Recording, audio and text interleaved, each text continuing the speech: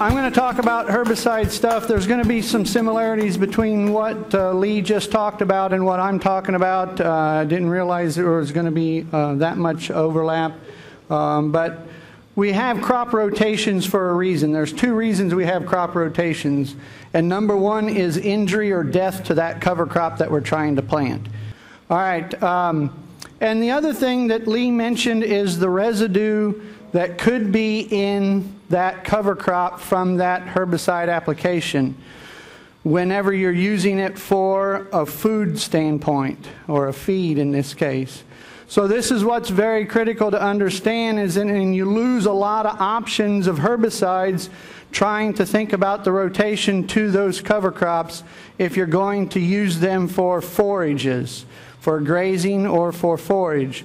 So make sure you're looking at the herbicide label before you make the herbicide applications, keeping in mind what cover crops you want to utilize, because as he mentioned, the label is a legal document, so keep that in mind. So a little background about soil persistence and soil residual life. Persistence is the length of time that the herbicide is going to be in the system, being active to control the weeds, or in this case, potentially injure the cover crop. So that's what we're concerned with, is that persistence. It's driven by the disappearance or the breakdown of that herbicide. And you're going to have that breakdown either microbially, as Lee mentioned, or chemically, and most of them, or many of them, are microbial, and I'll talk about that a little bit more, some of the characteristics. Factors that affect performance or persistence is soil factors, climatic conditions, and herbicide properties. Those are the three things that drive persistence of herbicides in our system. So the soil factors are soil composition. Texture is one of the issues, and that's mostly clay particles. Clay particles are negatively charged, and many of the herbicides are positively charged. And so the herbicides bind to the clay particles and are not available to be utilized for either the weeds to be controlled or potentially injure the cover crop later on when it is released. And so that gets to be an issue from a clay standpoint. Organic matter also is negatively charged, so herbicides tie up there as well. So from a weed standpoint, we're using higher rates than normal to get past some of those higher organic matter situations or higher clay content situations. But from a cover crop standpoint, when those move off of those soil particles, they can become available and cause injury to our cover crops. So that's when we get concerned about that. Soil chemistry, soil pH is an issue for us for chemical breakdown. The atrazine and metribuzin that we use, more so atrazine than metribuzin, but that still has something to do with it, is high pH soils. When the pHs are over 7, we're concerned about carryover.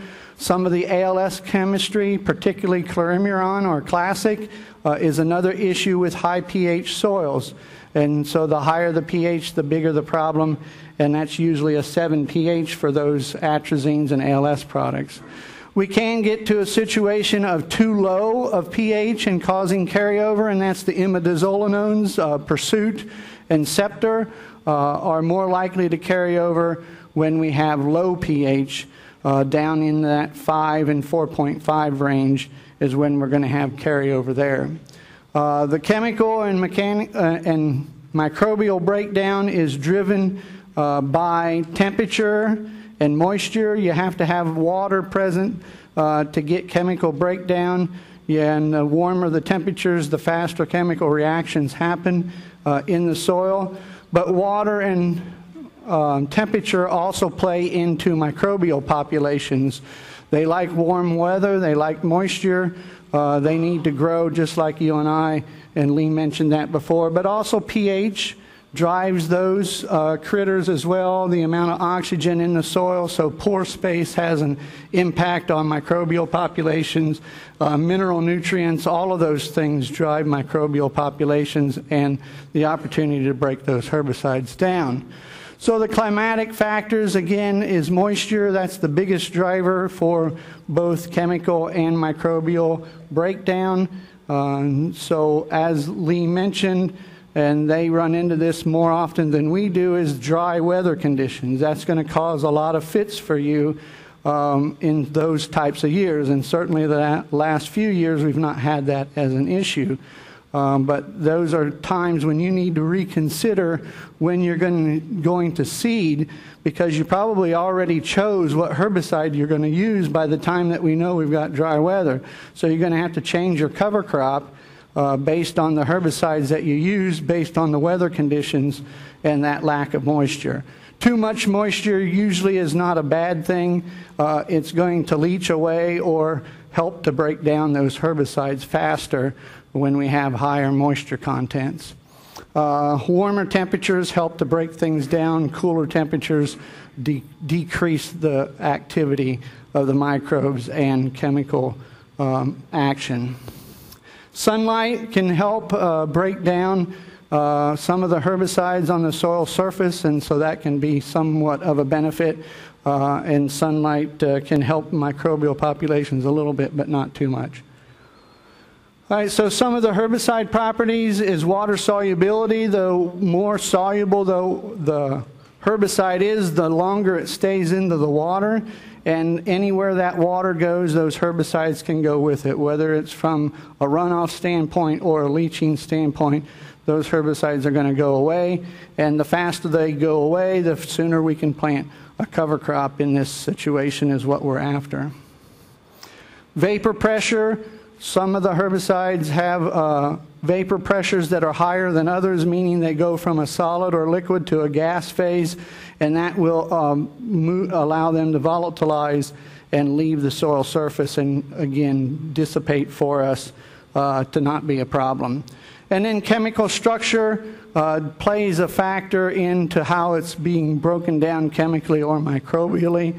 There are different structures or moieties that they call them on a structure that are more likely to break down faster than others. So there are certain things that can't be broken down, like a benzene ring just doesn't get broken down, but attaching other molecules to that benzene ring, you can break those other things down and at least break the chemical down from a activity standpoint. So I thought I'd mention some individual herbicides that have some long rotation restrictions from a cover crop standpoint. Imazethapyr or Pursuit, and then there's a whole laundry list, and that's the other thing that you have to understand is what active ingredients are in your herbicide so that you know that you're not making a mistake. Because as you can see, there's a whole lot of herbicide trade names up there that contain imazethapyr. And imazethapyr are going to be very detrimental to the radishes and kales, mustards and buckwheat. But then even 18 months is oats, sunflower, and sorghum. So that next year you're going to run into problems potentially with those cover crops. And for 40 months, that's what, 3 years, over 3 years before you can plant some of those species. And they're certainly very sensitive. So you need to know that Pursuit is not a very friendly herbicide when you're looking to grow cover crops.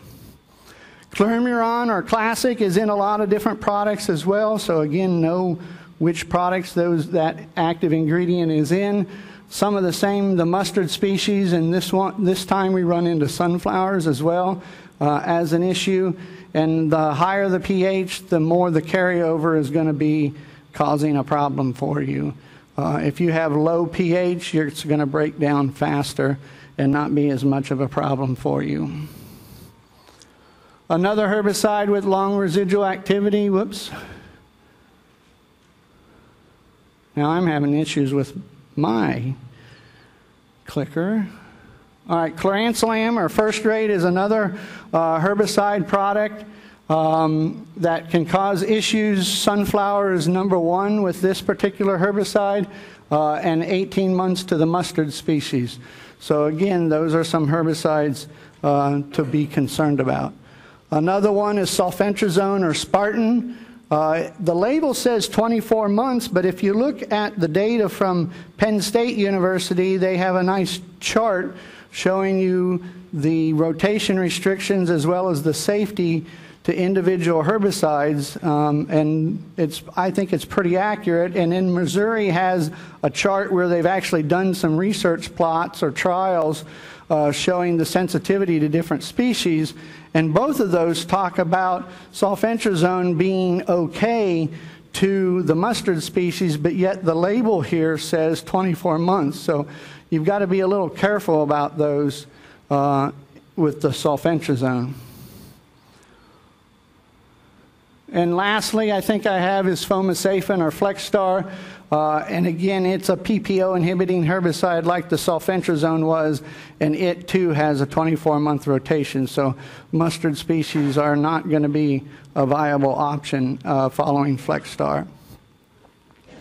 So some weed control assumptions. I thought, Lee, you did a very nice job of talking about what's number one. And that's good because number one is the weed. All right, it's the same thing I talk about injury standpoint to the crop. We got to look past some of the injury to the crop and get the weeds controlled, and it's the same thing with a cover crop. We've got to make sure we're using the right herbicide to kill the weeds. And so in our vicinity, Lee, we need to be worried about resistant weeds. Just like you are, and mare's tail is one of those. They're ALS and glyphosate resistant. So any of the herbicide combinations I'm going to show you are going to be chosen based on this particular biotype of mare's tail. And lastly, we've got glyphosate resistant, ALS resistant, and PPO resistant giant ragweed, common ragweed, and water hemp. And so those three weed species are very problematic to us. Those lose some of our options that we have to control weeds. So looking at winter cereals as a cover crop, looking at soybean as the crop that we're planting it into, here's some burn down options that we have available with the idea of mare's tail in mind. But these combinations will pick up the water hemp and the ragweed species also. And so you can see anywhere from glyphosate plus Sharpen or Residual Pro plus 2,4-D and maybe some metribuzin. That's a pretty good kitchen sink treatment to get mare's tail, and we'll do a pretty good job at getting everything else but the ragweed, the giant ragweed in particular, it's going to be a little weak on. We got Gramoxone plus 2,4-D plus metribuzin. You've got glyphosate plus dicamba on Extend soybeans. You've got glyphosate, dicamba, and Sharpen for Extend soybeans. You've got glufosinate and Sharpen and metribuzin. And then you got glufosinate, 2,4-D, and metribuzin. And these treatments are most warranted or necessary whenever you have the lack of a fall timing of a fall application. So anytime we can get a fall application out to control mare's tail is great. We don't need as strong of a herbicide program like I just laid out here if you have fall applications. But without fall applications, this is what we're recommending.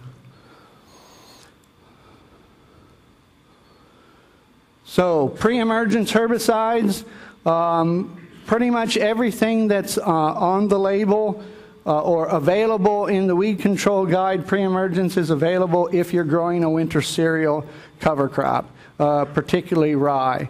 Some slight concerns would be Authority First or Sonic, metribuzin, metolachlor, the pyroxasulfone, which is Zidua, and then Prefix, which is a mixture of Dual and Flexstar.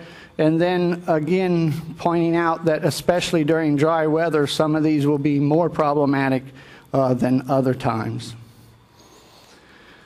Postemergence, I see my slide didn't come in quite right, but we'll fix that. So we have very few options to control, and you'll see that glyphosate alone is not an option anymore when you have glyphosate-resistant weeds. So we've got glyphosate and dicamba on Extend soybeans as one particular option. We got the glufosinate plus 2,4-D on the E3 or Enlist soybeans. You've got glufosinate alone on the Liberty Link alone, the E3, and those G27 soybeans. The G27 soybeans are resistant to Liberty as well. And then you've got glyphosate and 2,4-D. Just know that in that situation, 2,4-D is not as strong on water hemp and mare's tail as what dicamba is.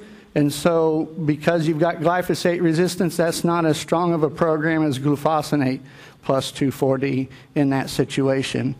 Assure 2 or Targa, if you're planting the cereal rye or the winter cover crops or winter cereal grains, you have to wait at least 120 days. So depending upon when you would apply Assure 2, for example, to control volunteer corn in the soybeans, you may or may not be able to control or grow the grain crops.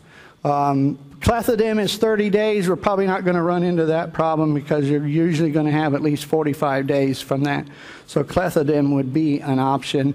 Fusilade is an option. Flexstar and Cobra, as long as you have no PPO resistance. And PPO resistance in giant ragweed is not as common as it is in common ragweed. And then the PPO resistance still isn't in every water hemp population, but is getting very near to that. For tillage radishes and other mustard species, we don't have a lot of options here. We've got the same burn-down programs. You can still use some metribuzin in there, although there's some risk involved with that. And again, the fall applications, if you have no fall applications, then it's more necessary to have this mixture. Preemergence with the mustards, again, Spartan is a little concern. But based on the label, but again, based on some of the research, there's some safety there also. Valor, metribuzin, metolachlor, and pyroxasulfone are the only other pre's that you can use and allow mustards to make it, particularly canola. Again, you have the same options here now because we're talking about a broadleaf. We don't have to worry about the Assure 2 and the clethodim carrying over since we don't have grasses that we're talking about here. And you can't use Flexstar for a mustard species. You can only use the Cobra. Winter cereal grains in a corn system, we can use Atrazine at least at a pound. A pound and a half is sometimes pushing it, especially now with this H2O water thing that we have. There's going to be this desire or need to do a lot of broadcasting into the standing corn, and I think we're going to have to probably move that atrazine rate down to a pound instead of a pound and a half when we're doing the broadcasting over the top. I think there's going to be too much risk for a pound and a half.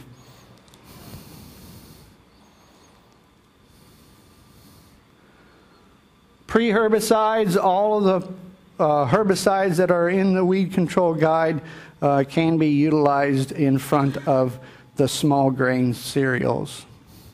Some slight concern though with the pyroxasulfone or Zidua and the mesotrione. Those are the ones that are most concerned for pre-emergence applications.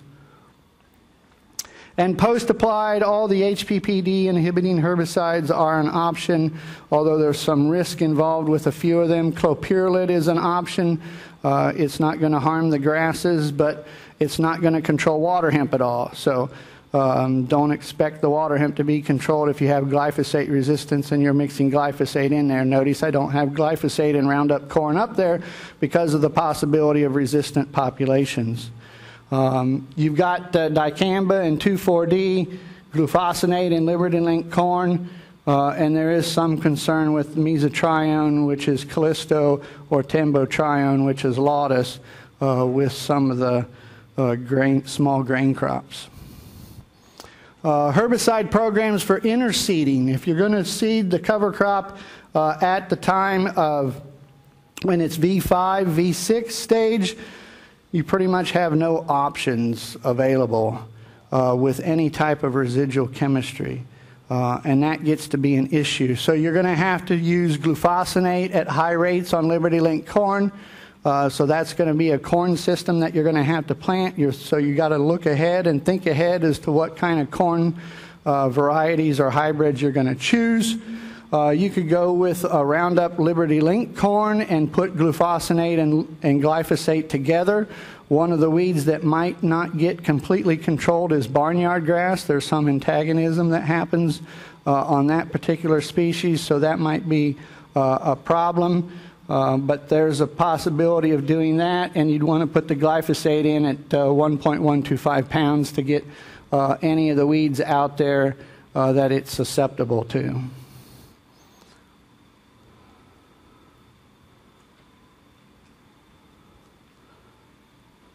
All right, so maybe if the cereal rye is not fed, then you can apply up to 1.5 ounces of flumioxazin at 7 days before planting. That would be another pre-product that we could use. That should have been on the last slide. Or this is the one slide, this is the one place you might be able to use a residual as the flumioxazin. But it's a no-till situation and it has to be on 7 days in advance. If planting broadleaf and grass crops, then there's no pre-herbicides available. So if we're doing cereals only, we got the Valor. If we're planting broadleafs with the cereal rye or annual ryegrass, we have no options for residual chemistry up front. So in summary, look at the label, determine if the herbicide can be used for the cover crop, if it's a feed source, so make sure that you know when you're using it for feed and watch that label for that. And you must control troublesome weeds without killing the cover crop. I liked how Lee put that. So with that, are there any questions? I certainly didn't have enough time to cover every species of cover crops that's out there and herbicides. You're going to have to do some homework on knowing for sure what's safe. Yeah, Lee? What's the worry about residual? I know there's an early post label for residual on spring. Yeah, so it's the wheat is not an issue. It's the rest of them, barley and rye. Yep, it's the barley and the rye. That's actually, if you look at the label, it's 11 months. Yeah, wheat's the oddball in that group, in that case. Have any other states done some of this similar testing on cover crops that may have some easy-to-use charts and things like that? Yeah, what the question was what other states have done some work. The University of Missouri is the one that's actually done some control plots looking at the activity on cover crops, and they've got a nice color chart that shows their data. So the University of Missouri Extent Weed Science Group is where I would go, and Penn State has a nice chart also to get the information about safety to cover crops from a rotational standpoint.